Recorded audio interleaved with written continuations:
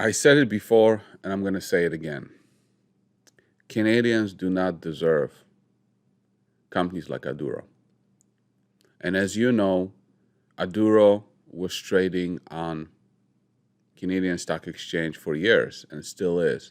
And recently, November, it uplisted to NASDAQ. About time. About time to expose this company to investor base that will appreciate the greatness and the significance of something like Aduro.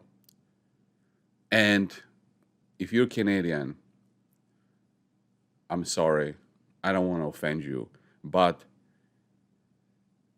what I see is that you guys in Canada have something special. In other words, you have venture exchanges. You have venture exchanges like TSX Venture, and then you have Canadian Securities Exchange. It is special because you are able to find companies like Aduro on these exchanges, and this doesn't exist in the US. It doesn't. Most of the venture companies are in private hands, and then when they mature enough, then they get listed on the US exchange. And as an individual investor, you don't get access to these private deals. But with the venture exchange like TSXV or Canadian Securities Exchange, you get access to it. And what do most Canadian investors do? They don't take advantage of it. They trash it. They trash companies like Aduro, and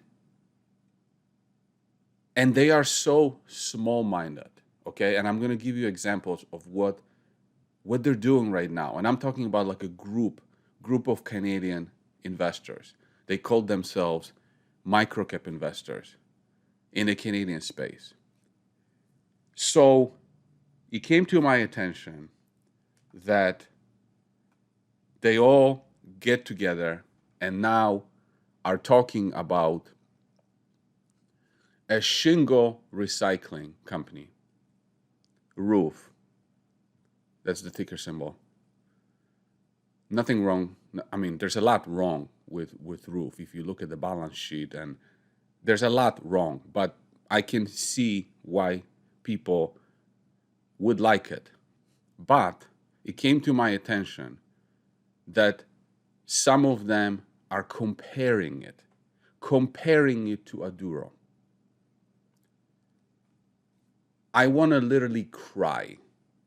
I want to cry when I hear a comparison of a shingles recycling company with an addressable market, or TAM, total addressable market, between 2 billion to 5 billion.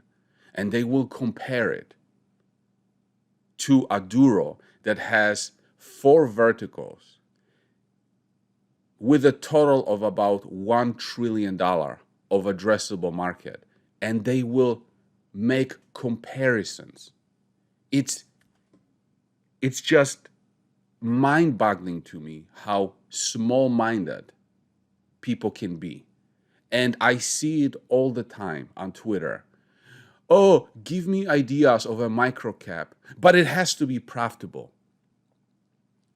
You are on a venture exchange. You are on a venture exchange, and you're looking for a profitable company as your number one determinant of stock selection. I will give you a great company. I live on a cul-de-sac, and I have a lemonade stand, and I have 8 clients on my cul-de-sac. It's profitable. Makes about $1,000 a year. Profits are great. It's profitable. These morons would be interested in something like this over a company that can solve a $1 trillion problem.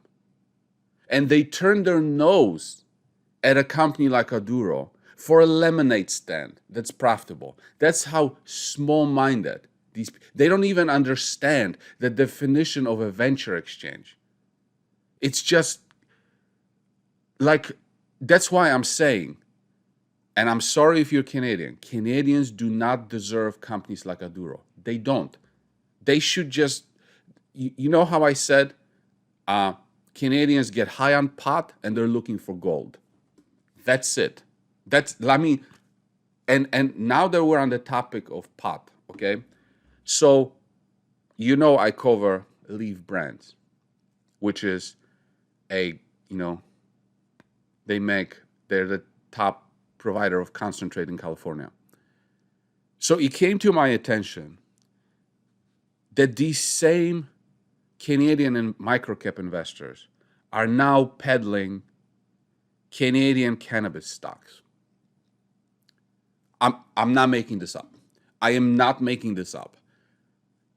And I looked at one of them, and it was already listed in the US, right? Because cannabis is legal in Canada. And I was just like, of course.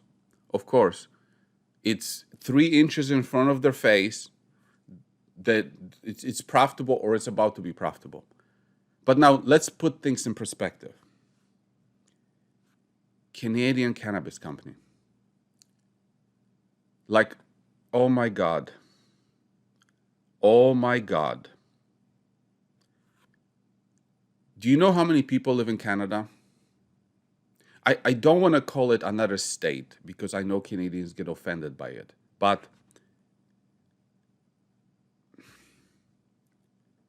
Canada is small in terms of the number of people. And you want to invest in a cannabis stock that is already listed in the US. So there's no upside from uplisting. And you want to invest in a cannabis stock from Canada. Oh my God. I want to cry. I want to cry. And some of them will even compare it to LEEF Brands. Think about this for a second, because this is just buy yourself a lemonade, like honest to God. When you think of cannabis anywhere in the United States, even in Canada, what state do you want cannabis from? How about California cannabis? Brand name. Do you think of Idaho cannabis, Minnesota cannabis, Canada cannabis? Have you ever heard anybody say, you know what, I want to get stoned on Canadian cannabis? So picture this. Trump goes into office. He's pro-cannabis. When they pass the interstate commerce, where producers can sell to other states, those other states, where do you think they're going to want to buy cannabis from? Canada? They're going to want California cannabis. Okay?